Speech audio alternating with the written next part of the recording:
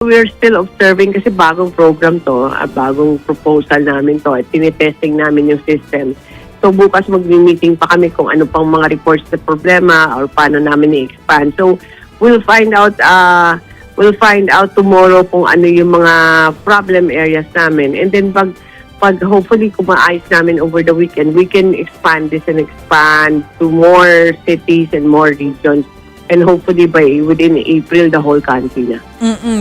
So far, tama po ba nasa 40 plus yung stations na pwedeng kunan ng Apa.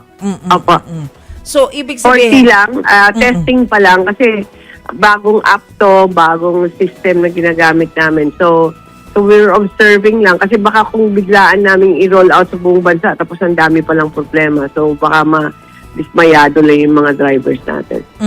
So right now, bukas pa nga pala yung update pero so far, gumagana naman yung app natin. Sa Land Bank ito, di ba, ma'am, yung tinutukoy po natin na app? We're seeing some problems pa eh. Meron pang nagre-report na hindi daw hindi pa nagre-register po yung plate number nila or something, things like that. Or ang iba na napuntahan nila, walang app, mga ganun. So we're still fixing some problems pa. So hindi pa siya perfect. So hopefully by Monday, pag nag-expand kami, better na siya yung program. Yung pag-expand po natin sa Monday, anong lugar po yung target natin, ma'am? We're hoping to expand it to the whole of Philippines. So it will take time lang talaga, no? Kasi kailangan namin siguraduhin na majority or most of the gas stations are willing to participate. Dito sa Metro Manila, inisa-isa pa namin yung gas stations. Binisita nyo pa ngayon sa may Marcos Highway, di ba, Sec? Oo, tapos inisa-isa pa yan para maturuan yung mga attendants paano gamitin yung app eh.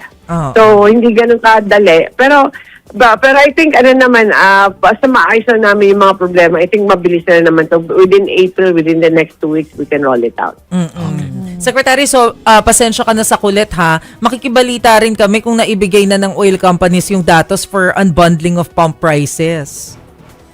May binigay sila pero hindi pa kompleto. Hindi dahil sa kasalanan nila. Kasalanan namin kasi kulang yung ni-request namin na data. So we're asking them to send us more data kasi parang hindi enough yung binigay nila sa amin based on our assessment. So we sent them a message na hopefully within the week magpadala nila yung additional information. Pero nagbibigay naman sila.